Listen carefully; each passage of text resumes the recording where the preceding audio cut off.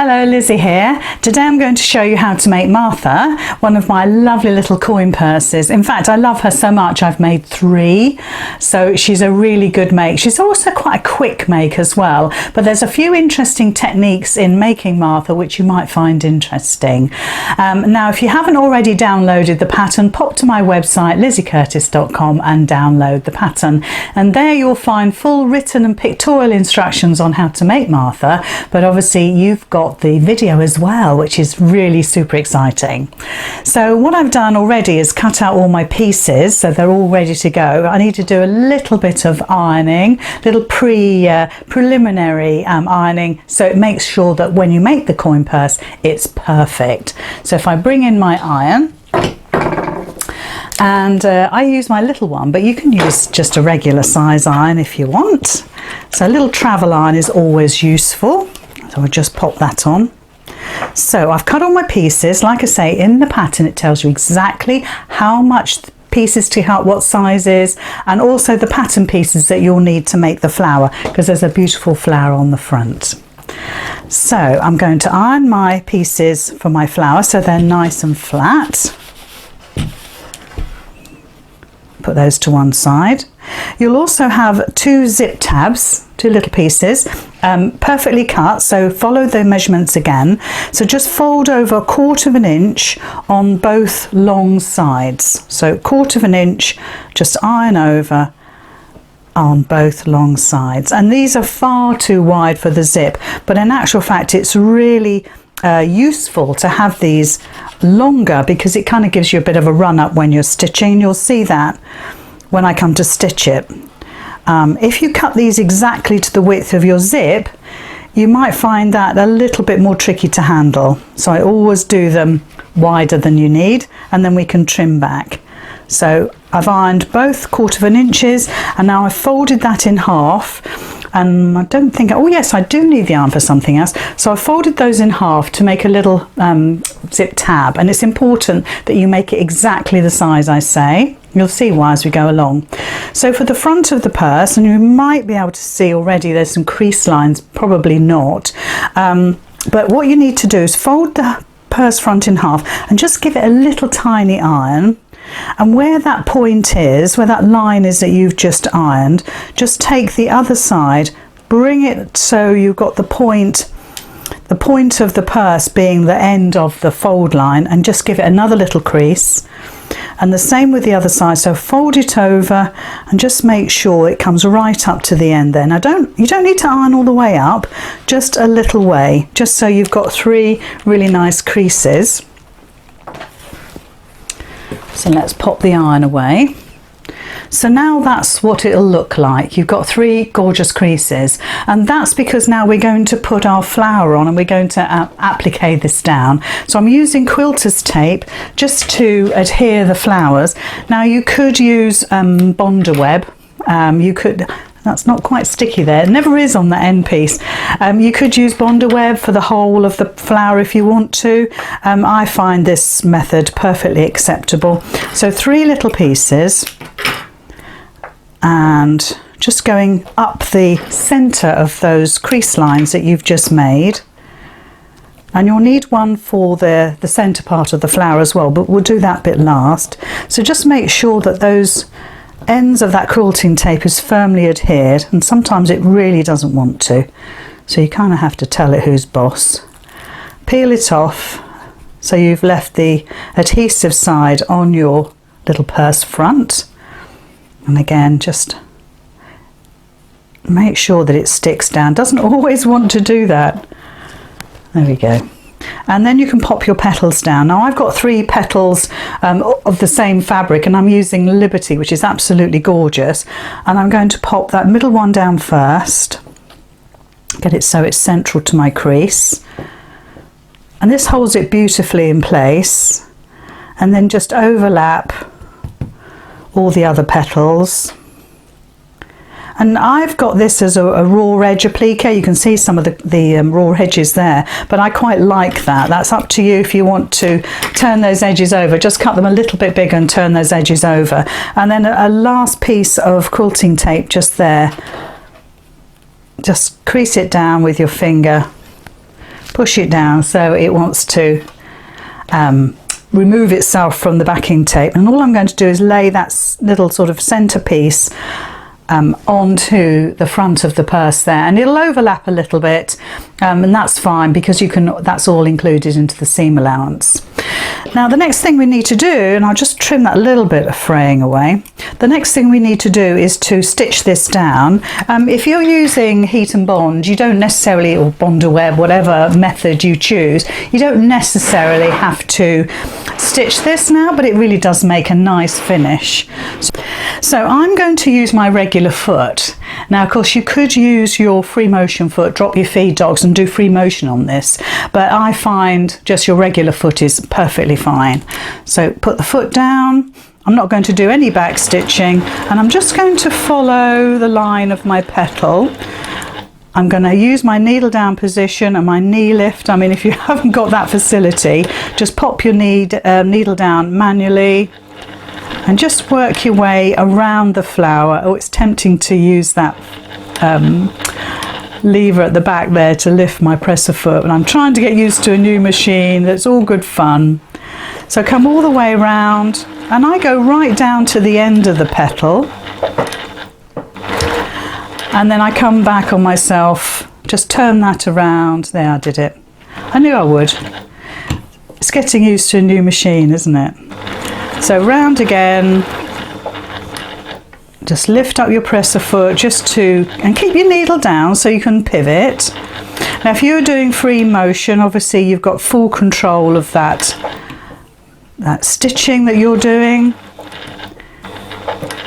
and just come all the way around.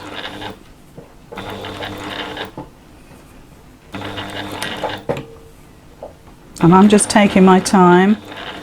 And you'll find that you don't need to back this with any stabilizer. And I'm just following the line of my petal, coming down again. One more stitch. Habit. I'm thinking, is it easier? I don't know. It's getting used to it, isn't it? We're all the same.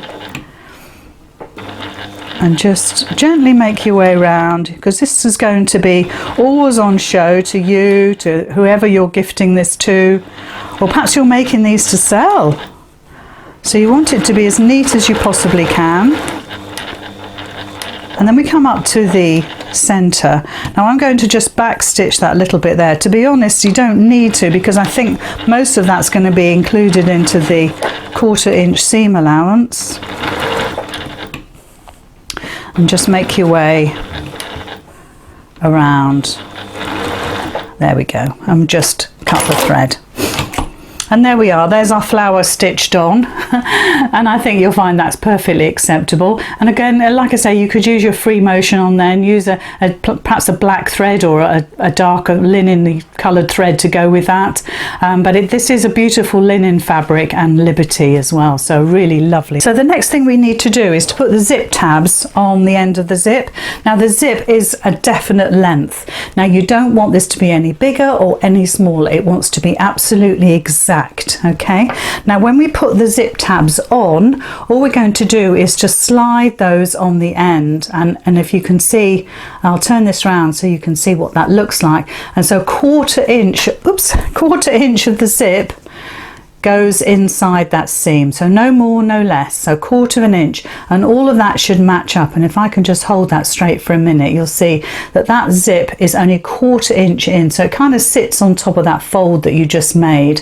And then all you're going to do is bring that over the top and top stitch that down right across the end there, and then we're going to trim that so it fits beautifully. But that's what that needs to look like. So we'll bring the machine in again. Again, I'm still using my regular foot. Now if you want to, you could pin this in place or use a quilting clip. So I'm just encasing the end of the zip into the tab. Now because we've got a nice long length of tab going on, you can start off the edge if you want to, and you've got a bit of a longer run up, and then you can just come off and just cut your threads and it's fine. So you can see what that looks like when that tab is on.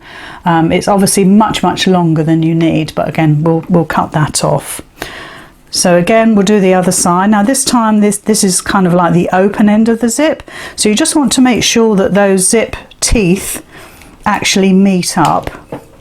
So just keep adjusting if you need to, and away you go. Now I'm just using a regular size 14 needle, which is perfectly fine for this. My stitch length is 3 because it makes it quicker stitching for me to show you. But there we are, that's what it looks like.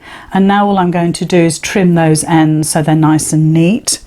So let's just move the machine again. So just trim those ends, and you're trimming them right back to the zip tape. So you'll end up with 2 little squares coming off there. And be careful when you cut, you don't want to cut in. If anything, you want to do the opposite. So there we are. Let's put those in the bin. So that's the sort of shape you should be looking at now, where you've got 2 lovely folded ends of the zip tabs. Now these folded ends you're going to be able to see when you've finished your purse. So you want this to be lovely and neat. So the next thing we need to do is actually stitch the zip into the purse.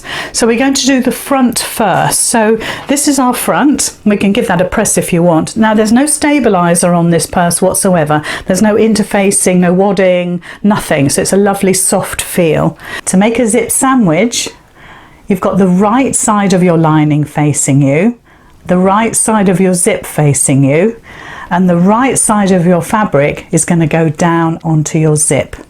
Now the zip needs to go sort of come in about 1/4 inch. Now you could obviously use your quilting clips now just to hold all those layers together. So it's going to come in 1/4 inch. So I'll show you when I've done so you can see what I mean. And make sure that you do make sure that each end is the same. So if you've got just slightly over 1/4 inch one end and not the other, just adjust that, because it's got to be absolutely perfect. And there's always a reason why I say these things. So that is perfect both ends. So I'm just popping my clips in just to hold out those layers together. So when we look at this now, you'll see if I bring down the front of the purse, that zip is 1/4 inch from the top of my purse there, and we're going to stitch right from the end. So don't worry that you have to stitch any sort of further down, but you need that to be 1/4 inch away from the seam. So I've got my zipper foot on there now. I'm not changing any stitch length or stitch width or anything like that. I've got the same as I did before, nothing has changed. And again, it's 1/4 inch seam allowance. So let's just get the foot in the right place. Do a little back stitch if you want to, and then you're just coming all the way along. And your zipper foot won't allow you to go over the zip teeth, as I always say. So when you get to the zip teeth, just make sure that you lift up your presser foot and you just wriggle that zip slider out of the way. And it does it. It will do it for you. So right down to the end, do a back stitch if you want. There we go. Now the next thing is to actually top stitch. Now I need to top stitch just the front of the purse and not the lining. So normally you would bring the lining and the front purse together and you'd top stitch all the way down. That's pretty normal. But what I want to do is actually bring that lining out of the way, right out of the way, and then top stitch across the zip part that I've just done. So I'm ignoring everything on the other side and I've just moved my lining to one side, and then I'm going to top stitch along there. So while I top stitch that, take a look at this. So a quick mention about my Gold Club. If you haven't joined already, there's no time like the present. Just pop to my website, find the link that says Gold Members Sign Up here, and then you have access to my Facebook weekly events, which is absolutely amazing. My girls love it. And of course you get the free patterns as well. So if you want more information, there is actually a video on YouTube that you can have a little look at.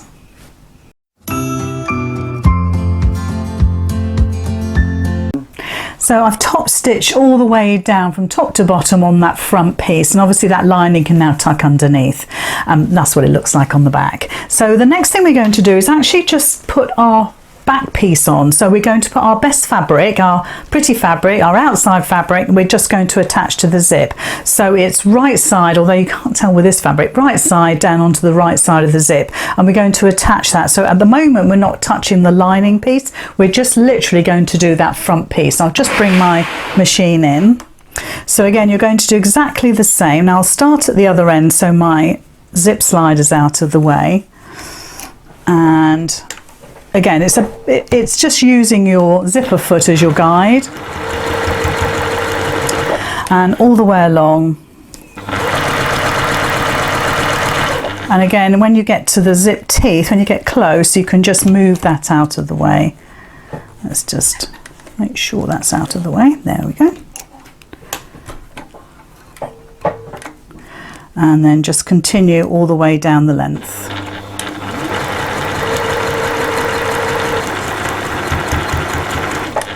There we go.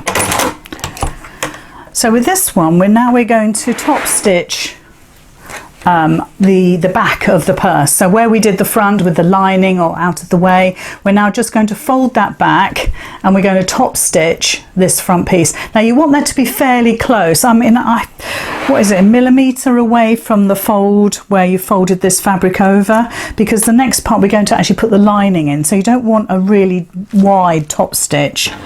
So again, just use your zipper foot as your guide.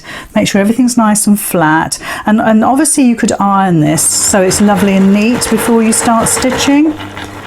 And again, when you get to that slider, we can just move that out of the way. There we go, all the way along. There we go. So that's the back of the purse installed. So now we need to put the lining in. So you're going to turn it over to the other side, and this is where you need to put the right side of your fabric down onto the zip, and it's the back of the zip. So if I hold this up, this is how it looks like, and we're going to put, let me just have a quick look, we're going to put the fabric, I'll do it the best way first and then you can see. So if I hold the fabric up, we've put the right side of the fabric back down onto the zip, and we're just going to move our seam out of the way and just attach that. But we're only going to stitch about 1.5 inches up. So I'll do it and then I'll show it to you.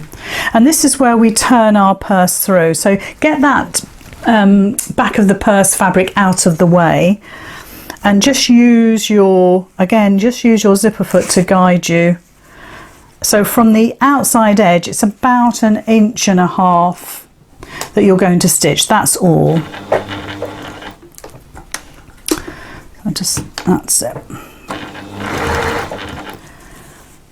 So you're going as close as you possibly can to where you top stitched.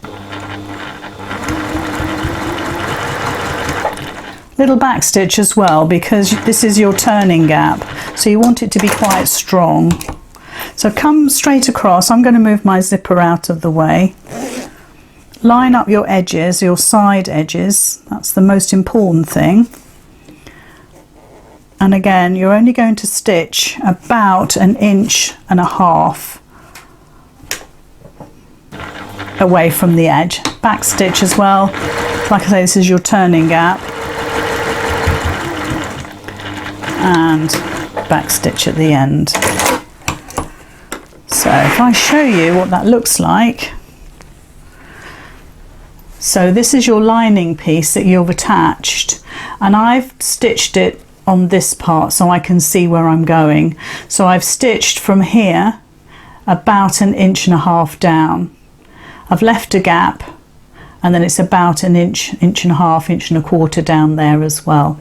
So when we flip it over, that's our lining piece installed with a turning gap. So if I open that up, there's actually a turning gap in there.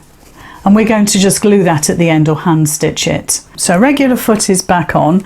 So now what we're going to do is exactly what you'd normally do with a bag, is bring your lining pieces together and your outer pieces together, and you're just going to, in this instance, you're going to stitch all the way round.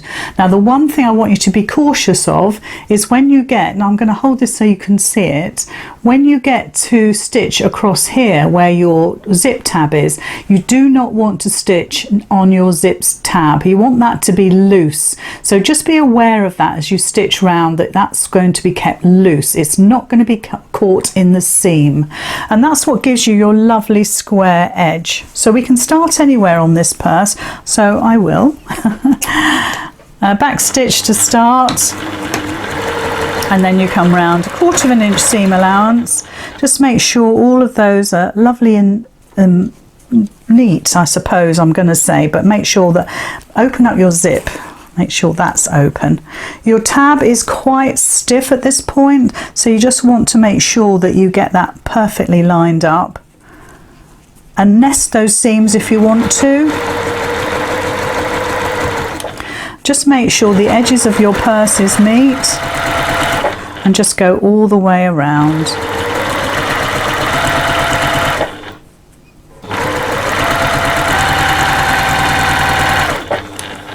Again, when you come up to the part where the zip tab is, just make sure that's all nice and neat. Don't stitch over your zip tab if you can. Just quickly have a look in there just to make sure. And then just come round to the other side. That's it.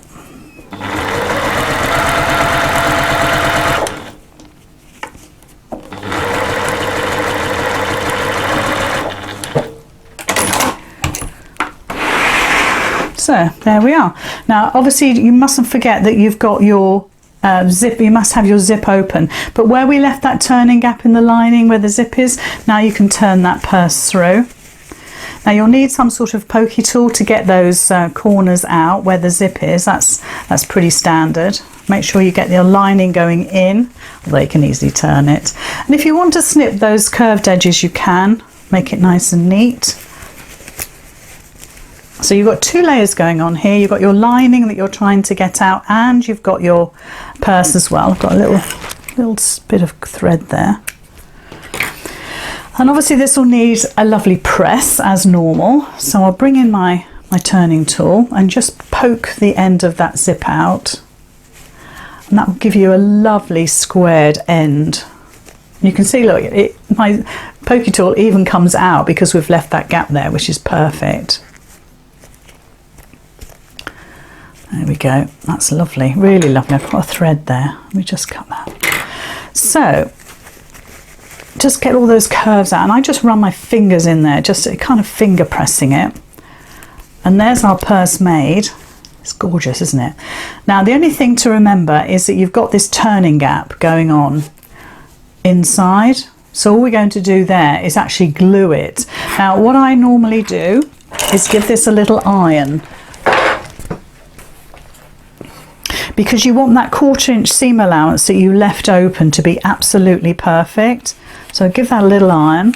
Iron the other side, so because don't forget we didn't top stitch that lining at all, but because this is a little purse it should sit perfectly fine.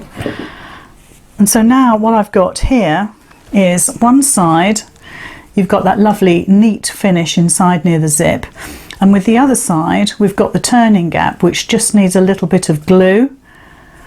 Or you could hand stitch. So if I bring my glue in, hopefully it'll behave and it'll work. And just a few little dots of glue, nothing, you don't have to put lashings of glue on this. It is only a purse, it's not going to take anything, there's no sort of heaviness like a bag, well unless you fill it with coins. And then you're just pushing that seam down. So if I just got a little thread there again, we're always plagued by threads. So if I show you now inside, let's just get that lined up. I've actually glued that together now across that top bit there, and obviously you could put some quilting clips in there just to hold, so you can just pop a couple of quilting clips in there just to hold, but quite honestly that's with a fabric glue, it's usually quite instant. And again, I will just use the heat of my iron just to dry that glue out, and then obviously at some point you're going to need to give that a really good press, and there we are. So that is Martha made, and I think you're going to make loads.